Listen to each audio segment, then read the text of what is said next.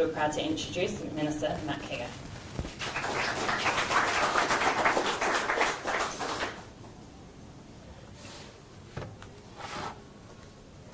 Well, thank you, Hannah, and thank you, Paul, and thank you for Leidos's sponsorship of today's presentation. I'd also like to begin by acknowledging the traditional custodians of the land on which we're coming together today and pay my respects to their elders, past and present, and of course acknowledge any Aboriginal and Torres Strait Islander people that we have here with us today. And I also acknowledge all of those who have and continue to serve our nation in uniform and the families who support them. It's a pleasure to be here with you today, and I thank you for the opportunity to address you. I'd like to congratulate the McKell Institute on the important work that it does and the thoughtful, practical and innovative solutions that it puts forward to contemporary policy challenges. Veterans Affairs isn't a portfolio that's often given the opportunity to engage in a broader policy engagement, so I do appreciate the opportunity. And today I'd like to talk to you about some of the transformational changes that we as a government are implementing to Australia's veteran support system, supported by the most significant and sustained investments in veterans this century. Indeed, from 1 July, just 2 weeks away, Australia's veteran support landscape will undergo its most significant reform in generations. A veteran support system with more than a century of history, founded to support wounded veterans and the families of those lost in the early years of the First World War. A veteran support system steeped in history but in desperate need of an overhaul. Let me provide some context. Firstly, it is important to understand and dispel a myth that sometimes exists that somehow all veterans are broken.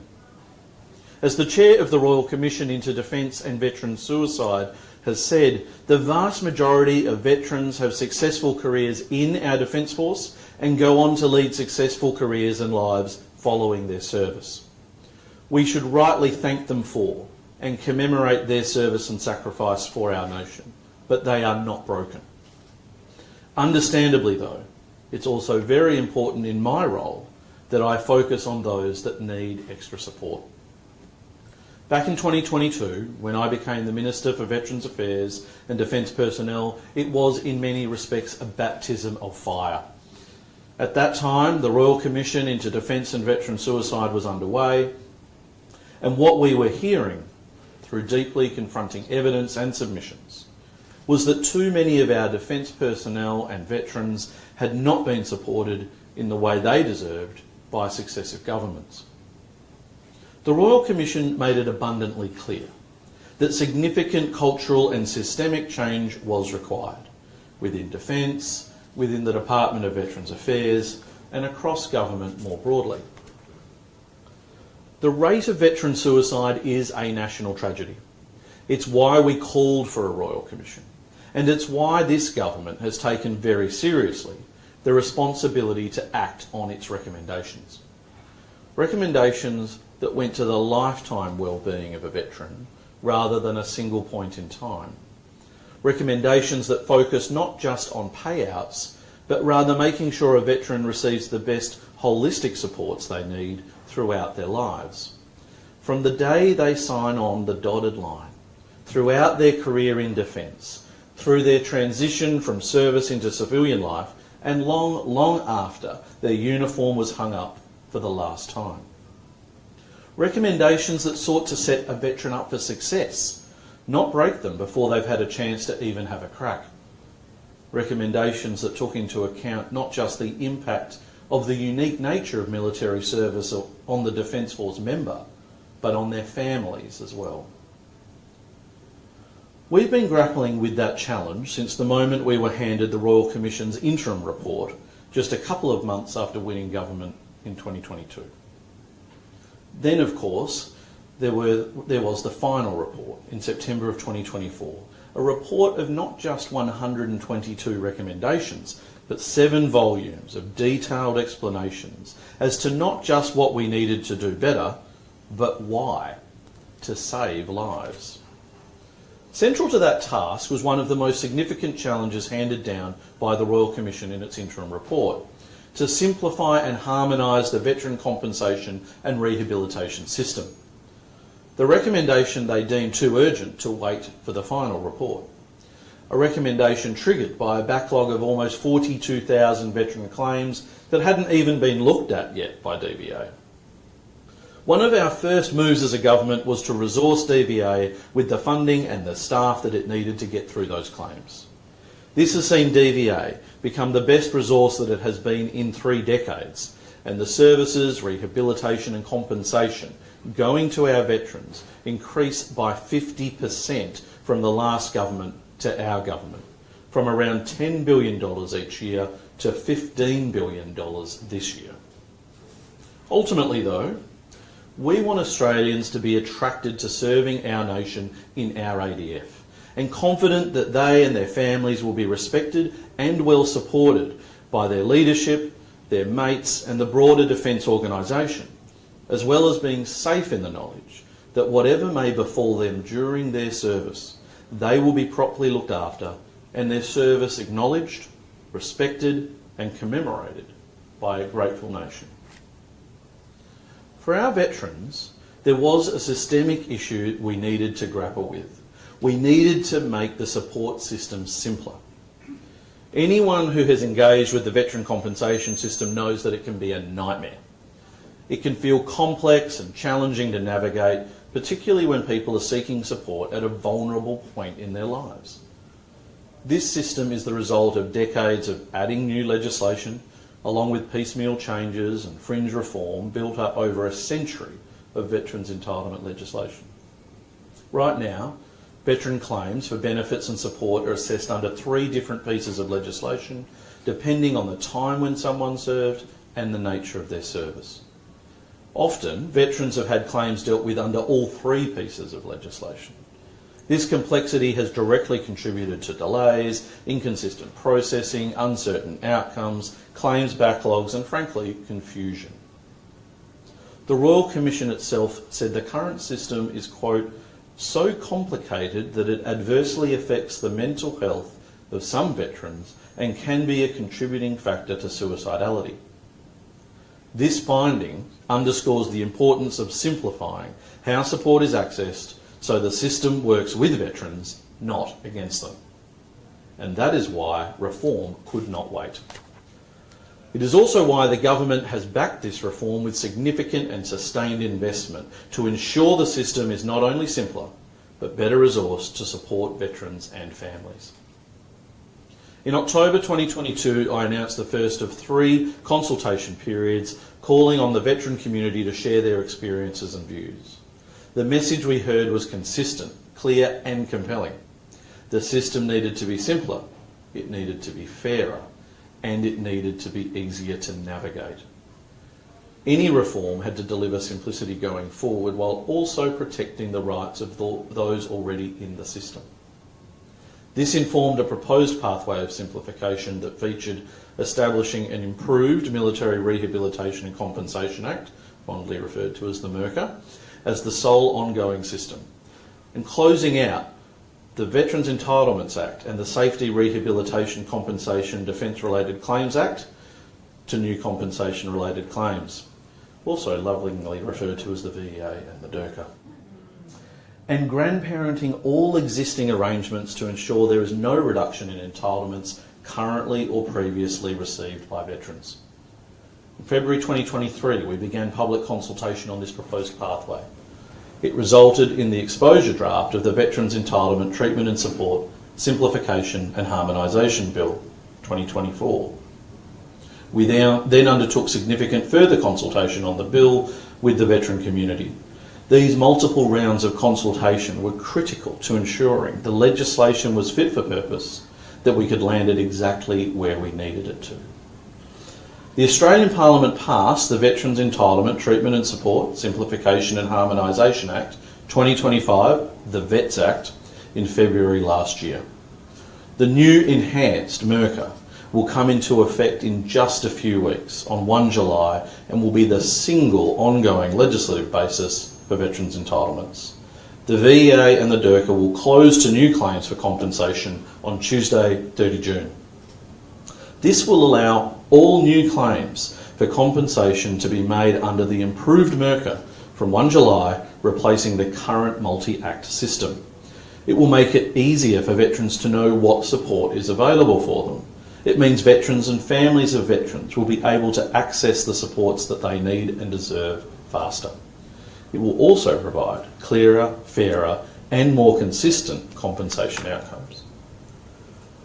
Various entitlements will be enhanced, while allowances and other payments which had operated differently across the 3 schemes will be standardised and for many enhanced from 1 July.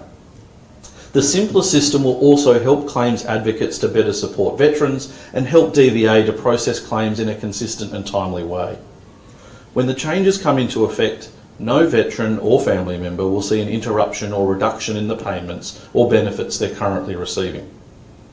This is the biggest reform to Australia's veteran support system in more than a century, and it has been shaped by those who use it. In 2 weeks' time, we will have one clear, consistent framework instead of a fragmented multi-act system. This reform is about removing complexity and reducing stress. Importantly, we're also strengthening access to treatment so veterans can receive care earlier, including while their claims are being assessed. This means people can start getting the support they need without unnecessary delay, supporting recovery and improving their long-term well-being. And it means veterans can focus on what matters most, their health, recovery and well-being, supported by a system designed to respond earlier and more effectively. Coupled with access to treatment is ensuring well-being supports. Another transformative change coming to the veteran support system on 1 July is the establishment of the new Veteran and Family Wellbeing Agency. Recommendation 87 from the Royal Commission called for the establishment of a dedicated wellbeing agency to support serving Australian Defence Force personnel, veterans and their families. Critics at the time said that this new body had been proposed to address the lack of trust in the Department of Veterans Affairs to adequately support veterans as they left service. It was harsh, but it was probably true. Despite the many veterans who, and this will be a surprise to some, take the time to write to me or tell me directly how wonderful the support is that they have received from DVA, unfortunately that experience is not universal, as many other veterans also tell me directly or via comments on social media. Trust has been lost. DVA also weren't equipped with what was needed to make sure the right supports hit the right people at the right time in terms of legislation or resources. DVA was seen as clunky, combative insurance agency-like, not a safe place where people can feel that they can ask for help. The Royal Commission found that transition from the ADF to civilian life, and for some years afterwards, is one of the most vulnerable periods of life for a veteran and their family. It found that services are often focused on responding to claims rather than prevention and early support. And for services that did have these priorities, they were near on impossible to track down due to the plethora of competition in the market.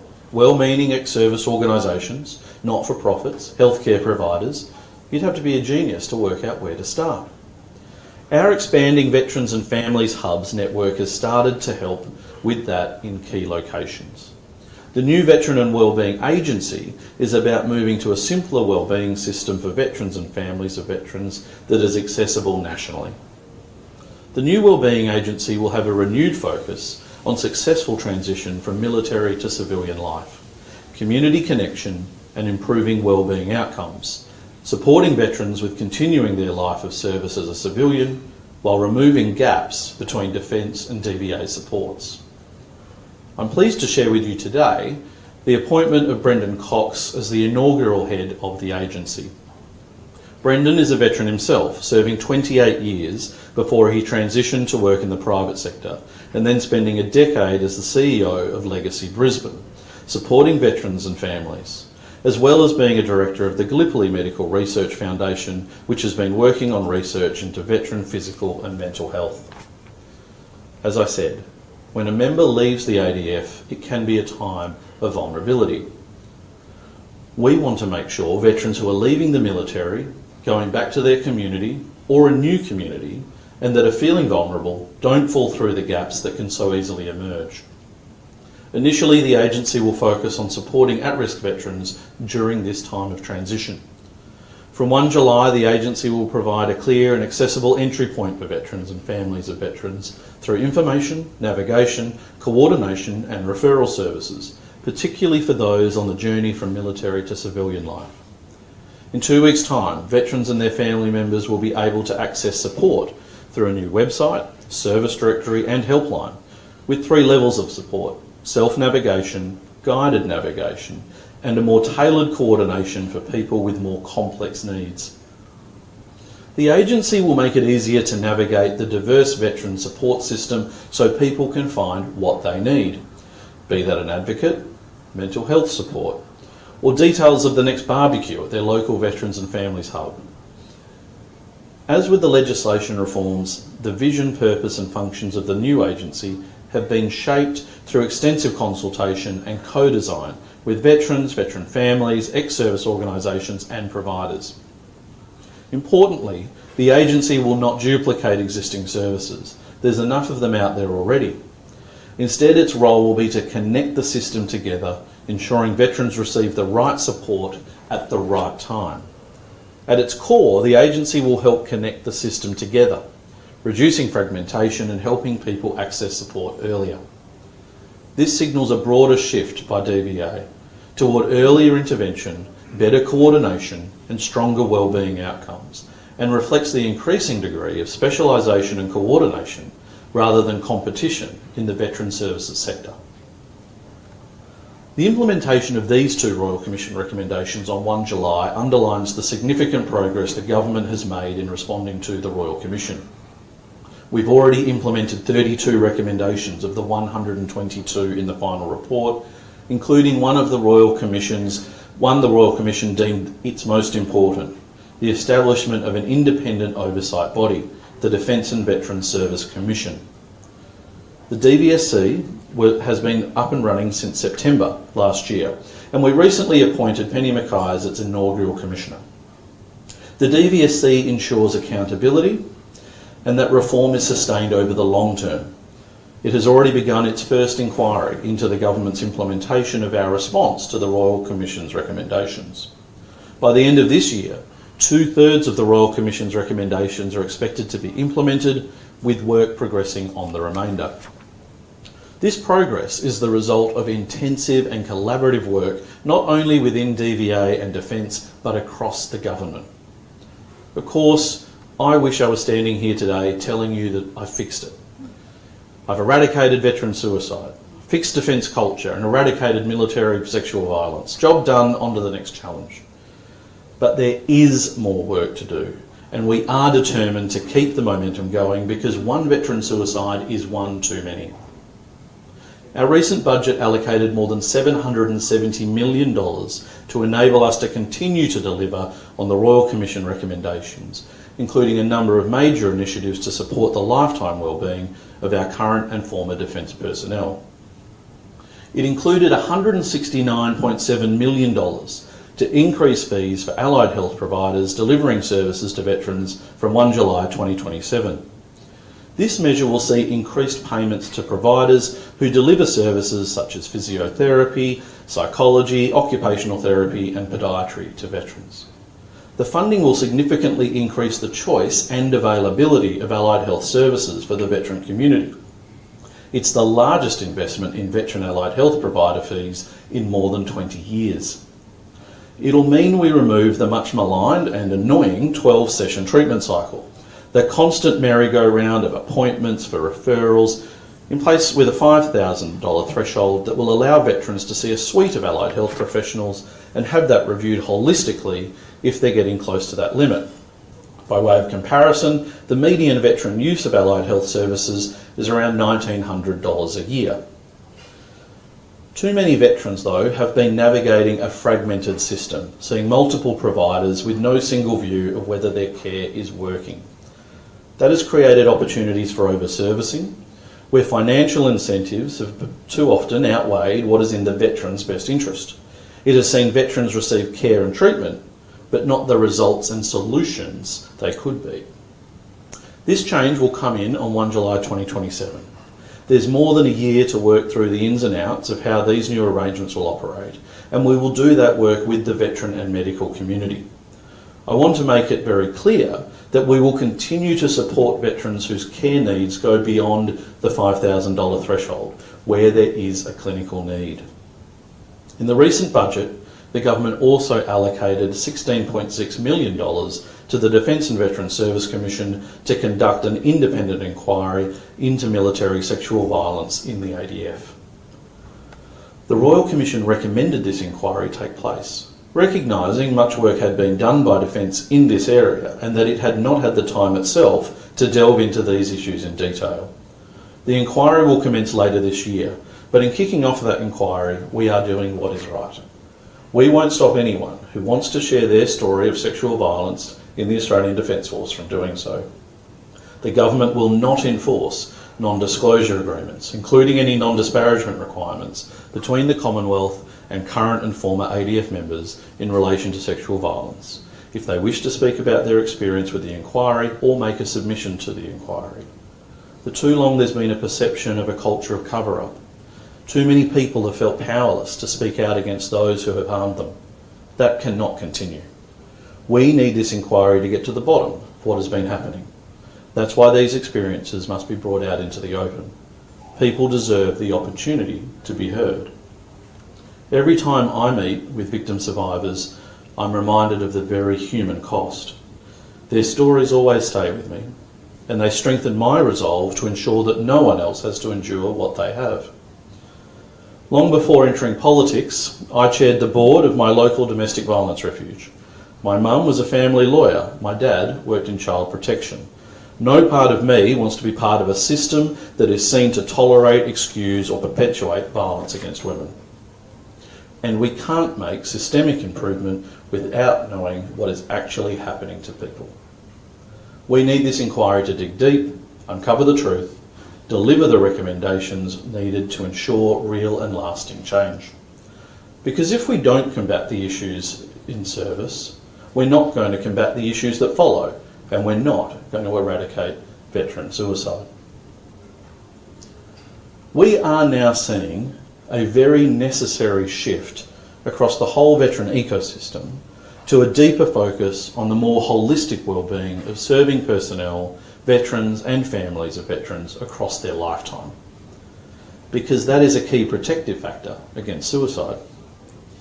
We're focused on early intervention and prevention, working to identify risks earlier and act sooner. This includes using insights from DVA claims decision-making to support Defence's proactive approaches. Subtext, we're working to stop people from getting injured in service in the first place. But for those who need it, we're making it easier for veterans to access treatment and rehabilitation as early as possible to improve their overall well-being. We are also investing in better treatment and rehabilitation for veterans to reduce the impact of injury on them for the long run, making sure we're getting in early before a condition becomes chronic. Veterans bring capability, resilience and a strong sense of service, and we are seeking to empower veterans and families of veterans to live meaningful, purposeful lives after military service. As a government, we are committed to supporting them to continue to contribute and thrive long after they hang up their uniform. To date, the government has provided over $2 billion in funding to support initiatives in response to the Royal Commission, representing one of the most significant investments in veteran wellbeing in Australia's history. This investment is having a real impact and is improving outcomes for our veteran community. In closing, the reforms we are delivering represent a turning point. We know the system has evolved over many decades and that there are opportunities to make it simpler, clearer and more consistent for those who rely on it. Unfortunately, at times it has contributed to the very harm it was designed to address. The Royal Commission made it clear that change was needed and we have acted. From 1 July, we are delivering a simpler system with a single, clearer pathway to support so veterans and their families can get help faster. Our veteran community will also benefit from better coordination across services and a stronger focus on wellbeing. Importantly, these reforms continue to shift the focus of the system from one primarily centred on compensation to one that prioritises earlier access to treatment, recovery and lifelong wellbeing. These changes have been years in the making. These reforms are the most significant to the veteran support system in more than a century, and they have been shaped in partnership with the veteran community. I thank the many veterans, defence personnel, families, advocates, experts and ex-service organisations who have given their time, insight and experience to help us build a simpler and more effective system. These reforms are about restoring trust. They are about ensuring that those who have served our country receive the care, dignity and support they deserve. And they demonstrate the government's ongoing commitment through reform and through investment to build a veteran support system that is simpler, more responsive and focused on wellbeing at every stage of life for those that need it. And for all our veteran community, we will continue to thank them for and commemorate their service to our nation. As we grapple with the most complicated set of strategic circumstances that we have confronted as a nation since the Second World War, we cannot lose sight of the fact that it is our people that are our most important capability. We must protect them and look after them, acknowledge the debt that we owe them, ensure they are supported after their service, and know they have the trust, support, respect and gratitude of all Australians. Thank you.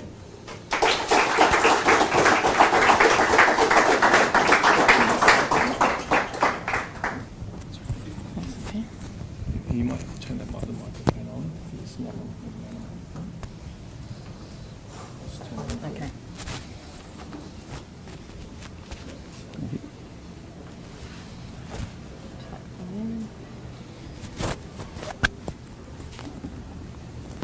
Should be on. Am I on? Yes. You are.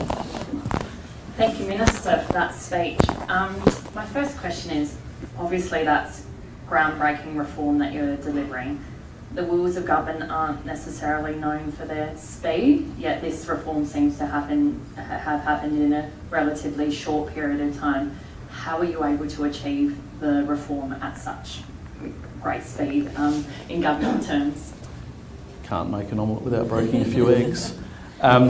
It really probably is a demonstration of, firstly, the need to have real strong commitment right from the very top about wanting to deliver something and deliver something at speed and continuing to put that pressure on to deliver it, but also having the cover and support of the entire government to do that.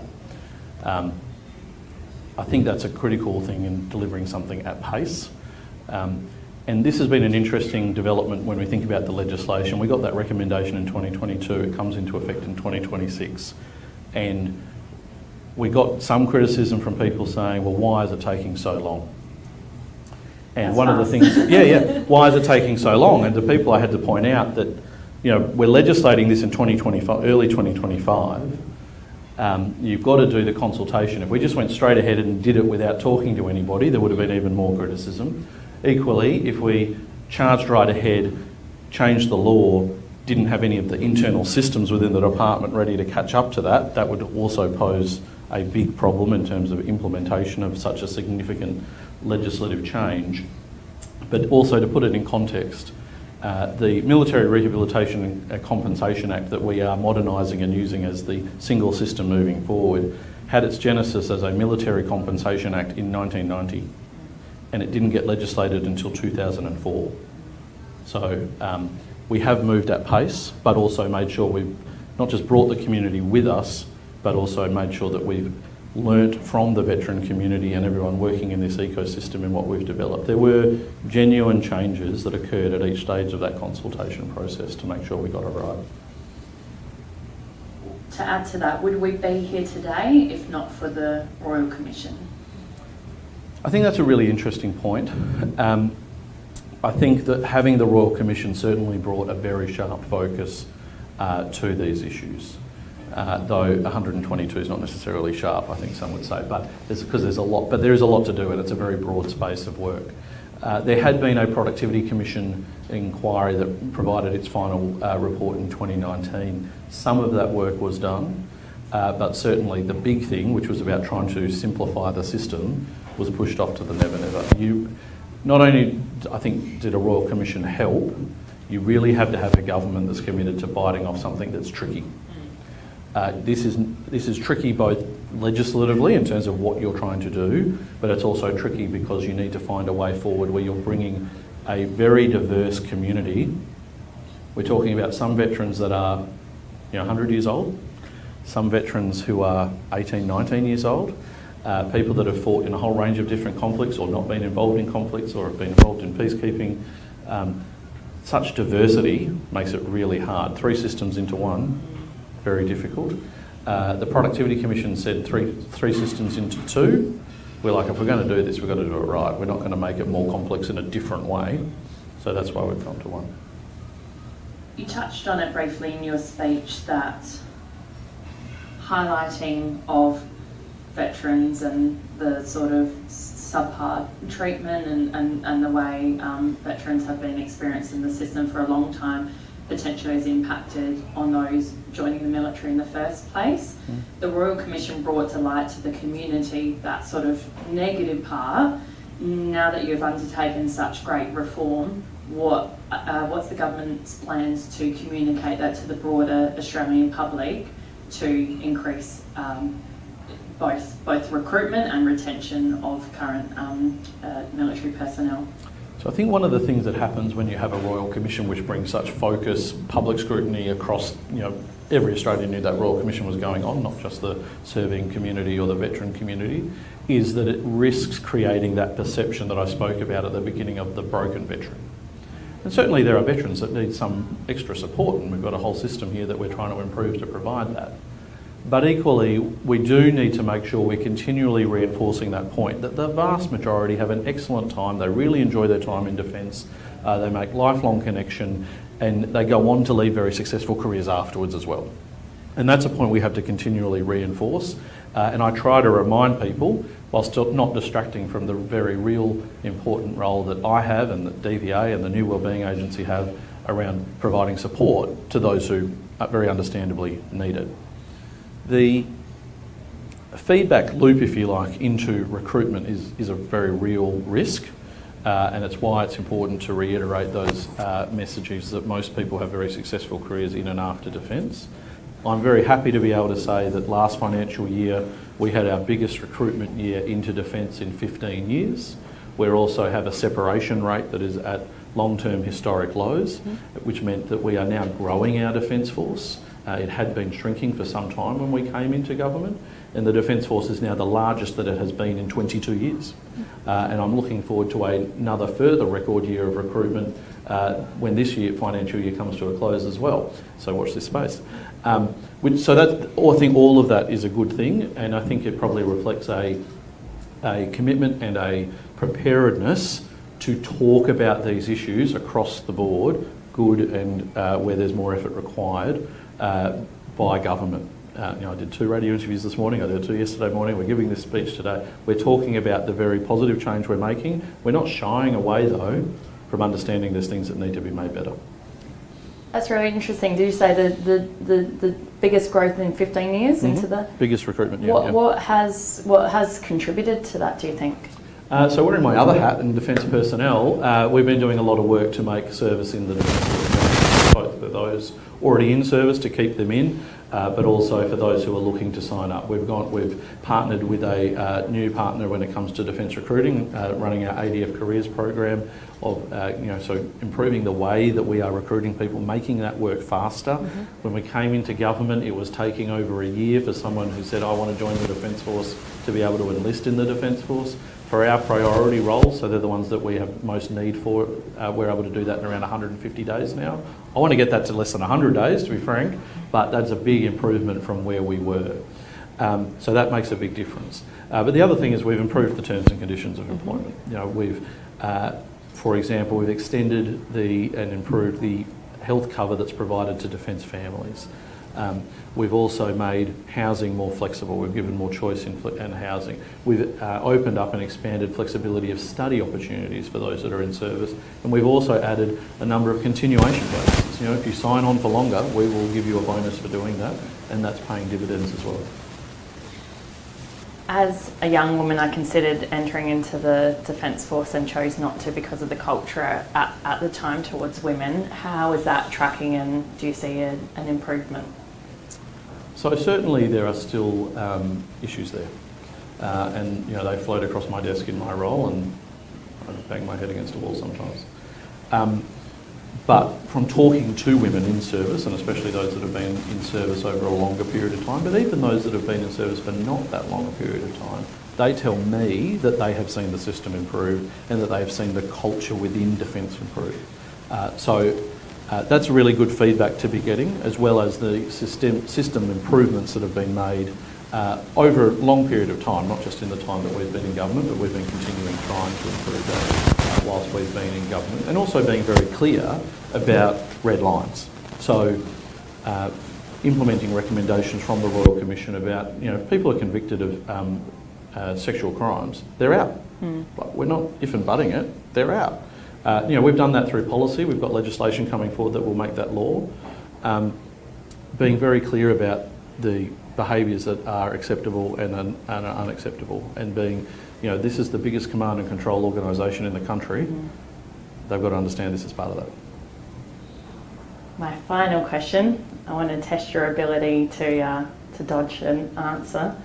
I'm a South Australian, you're a Western Australian, Oh, yeah. We're in New South Wales. Yeah. Minister, which state is the defence state?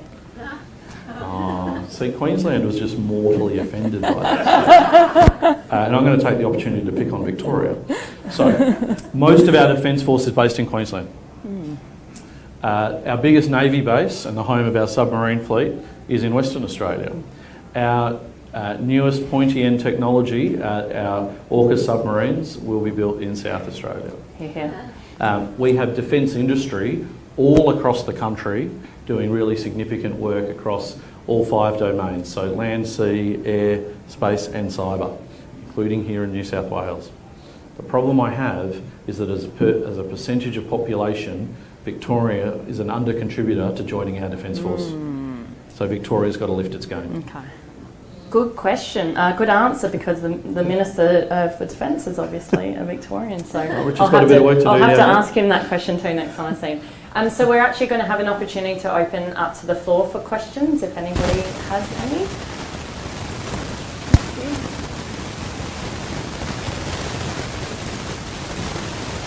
Thank you. Keogh from Defence Force Welfare Association. Thank you very much for what you do. I just wondered, when we talk about culture in ADF, I've worked both in defence and outside of defence in human resources, and measuring culture is a really important part of that, and keeping leaders, I guess making sure that they are doing the right thing. How does the government make sure that the leaders of the Australian Defence Force are actually, like, what are the measurements that are going to be put in place to make sure that there is a cultural change? Because it can just go on and they, you know, like, you think things are changing, but until you measure it, then changes are very, very hard to bring in. So we have, in Defence, they have the Defence Culture Blueprint, which sets out a number of measures, and the Defence is being measured against and publishing on, and some of those measures are improving and some of them have not improved in the way that we would like. There's more work there. The other thing, though, that I think is really important from that accountability piece is not just the, if you like, the global statistical transparency, which is important, but also having a better assessment of individuals, especially when they're going into leadership positions. So this is a conversation I've been having with Defence for the entire time I've been the Minister, but also backed up by the recommendation of the Royal Commission, which is to have a more 360-degree review process for people going into key leadership promotion roles, looking at how do the people under them or who have previously been under them feel about their leadership capability and skills, so that we're not just, some people are really good at managing arms, but we need to see how they manage down. That's really important.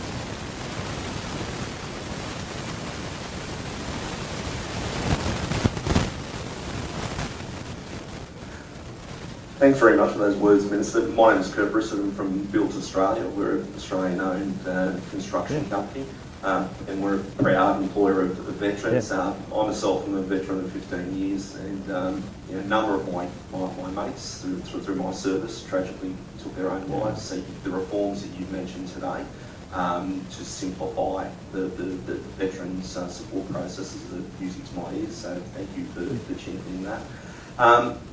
It was touched on before that you're making these reforms, and it's against also a backdrop of Australia going through one of its probably largest infrastructure and construction booms on record. Yeah. We've got record low productivity, increasingly a lack of skilled labour, and yet we've got this catchment of highly trained, disciplined resources that are just yearning for work that is meaningful, where they can be gainfully employed. And where there isn't that marry-up, that's often a cause of issues. What is your government doing, I guess, from a policy and this reform perspective to try and marry up this demand and supply, and to also try and achieve some of your whole of government aims when it comes to delivering on this infrastructure pipeline? So I'll speak to the bits as it sort of more directly relates to veteran employment, I guess. First thing I'd like to note is that the AOHW survey there shows that someone who served in the defence force is more likely to be employed than someone who has not served. Also, to put that in a more whole of Australia context, whilst unemployment has crept up a little, we are still at historic lows of unemployment. So our skills shortage is much more about a lack of physical bodies than it is about having all these bodies that are not appropriately trained.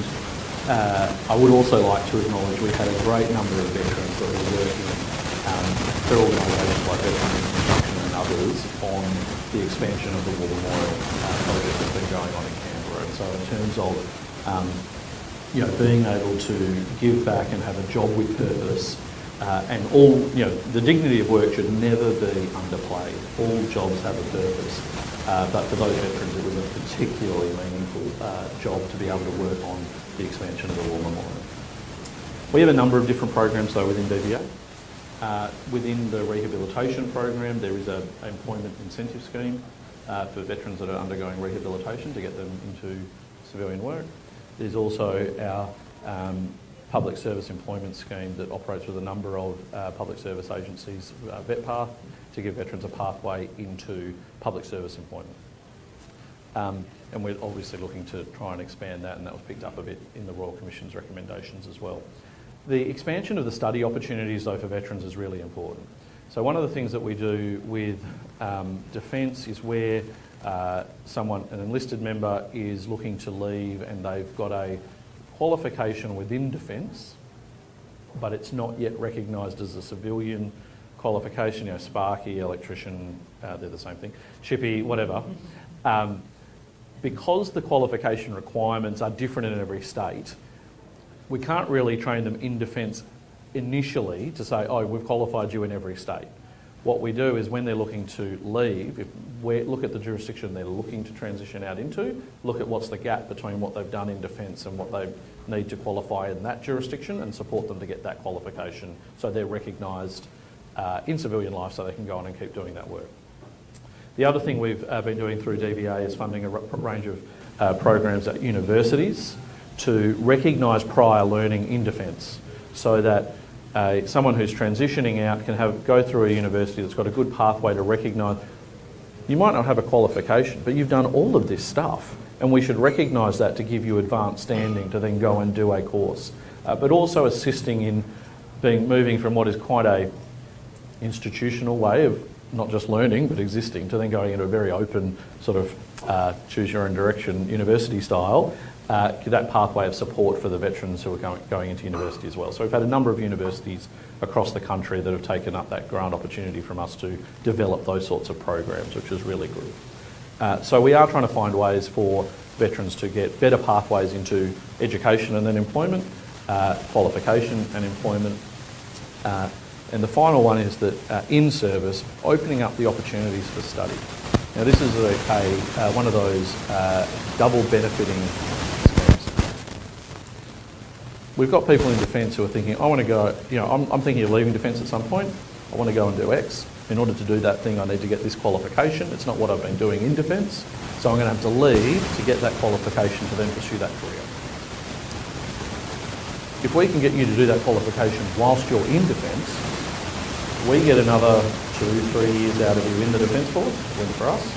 You get the qualification whilst you're still employed and have a job and supported, and then you may still choose to leave and go and pursue that career.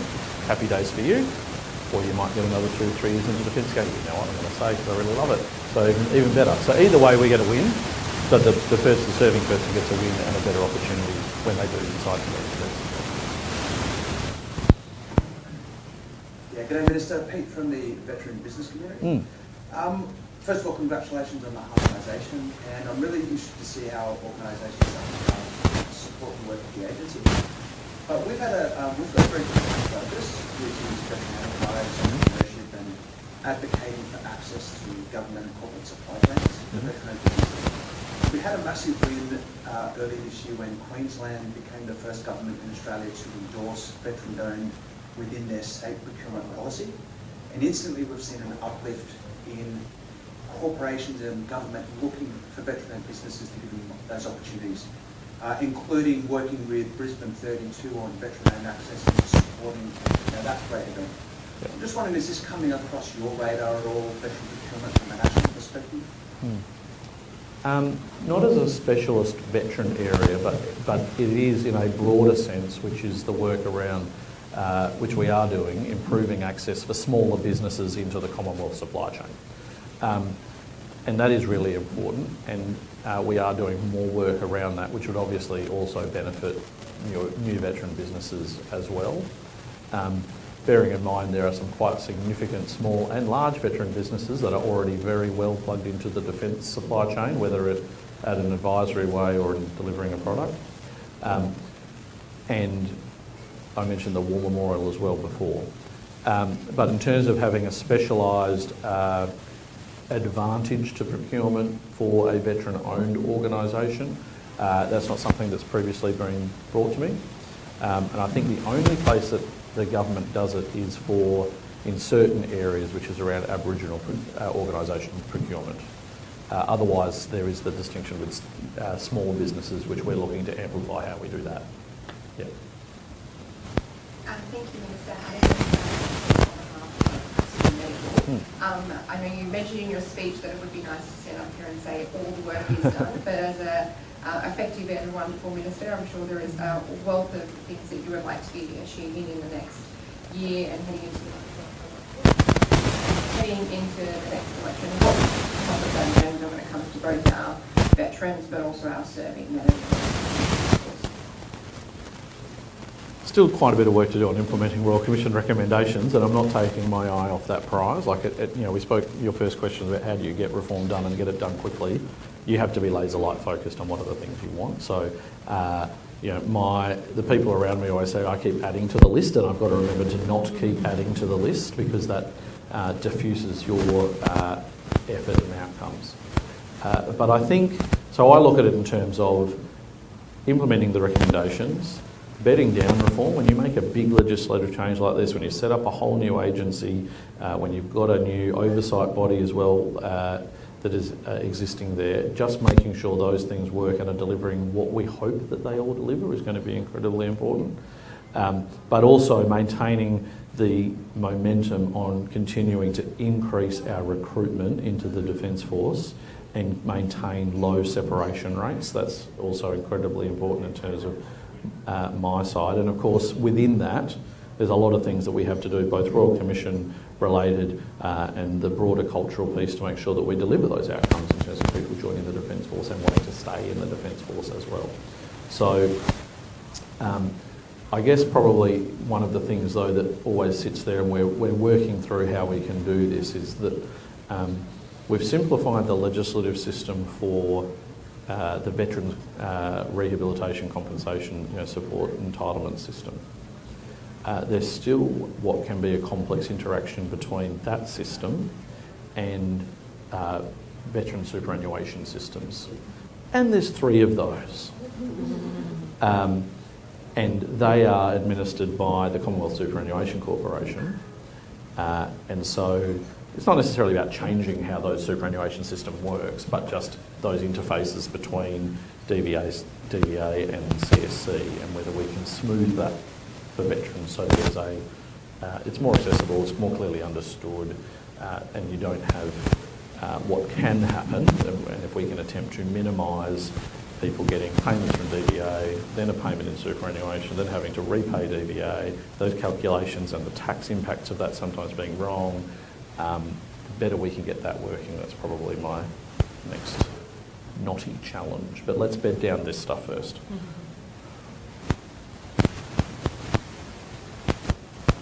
I think Dell's having another crack. I'm having another crack. Well, I've got reservists currently make up between a quarter to 1/3 of the ADF today. And yet there are still a number of reservists who don't qualify for non-liability healthcare. And, again, I'll raise, one of the women that I know served 38 years in the Army Reserves and not entitled to non-liability healthcare. And yet someone who does recruit, goes in, does a week at recruit training as a full-time member, gets out, decides they're not going to stay there and actually cover. The unfairness of that is just incredible. Is there any, I know every time I see you I raise this, but the unfairness of it between the 2 employment groups. I know that there are groups within the reserve area that are covered by non-liability health cover, but there's an awful lot of people that aren't covered. And I wonder with the wellbeing agency, again, are reservists going to be able to, who haven't done 1 day's full-time service or don't qualify, will they still be able to use the wellbeing agency as when they transition out of defence? Second question is yes. In terms of non-liability health cover for reservists, there is a recommendation that goes directly to that, and it is a complex recommendation to work through how that might be addressed. And we are working through that at the moment, so it's not fallen off the radar by any means. Right now, because of the formal call-outs that we've done of reservists during COVID, quite a lot of our reservists are covered by non-liability mental health cover because they did do at least a day's full-time service during that period. Of course, there's a lot that aren't, but right now there's probably more than we've ordinarily had that are covered. But we're working through it at the moment. Okay, well thank you everybody again for being here today. I just want to conclude, I've got a room full of captivated people on some of the things that the development is focused on. So our core theme is to come up with policy ideas based on the state of the country, with innovative solutions to policy challenges. Where it was mentioned that it definitely impacts defence and the country more broadly. In Australia, there are pockets of great disadvantage and generational unemployment. Where I'm from in Adelaide, you travel out to Elizabeth, the suburb of the old holding site, the unemployment rate is 25% compared to the Adelaide average of 4%. We have people that can work, they need investment from the early years. So we need to be making sure kids are, we know where they are, we know they're safe, they're getting into appropriate, good, well-funded, safe education and care, and then going on to formalised schooling, support to graduate, support into the workforce. That's my focus, not an easy one, but that's something that I'm working on. In addition to that, it's the sort of smaller bite-sized things that should be easy, which again was mentioned today, which was, you're talking about you've got these people transitioning out of the Defence Force, but you can't actually train them for a qualification until you know which jurisdiction they're going to. Again, it's just these simple things that you sort of say, well, trades should be nationalised, regulations and so a few little things I'm working on.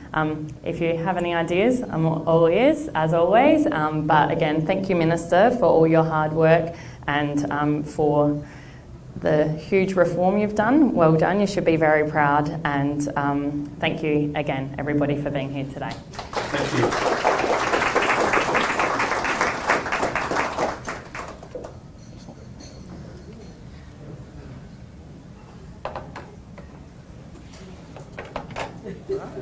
Thank you. That was good. Yeah, you're welcome. Thanks, very interesting. Minister, pleasure to meet you. Thanks for coming today. How are you? Good to see you. Hey, thank you very much for the funding button. We fixed it. We're a bit nervous. No, it's good. I think also that one of there's so many elements to the change. One of the changes is around when a veteran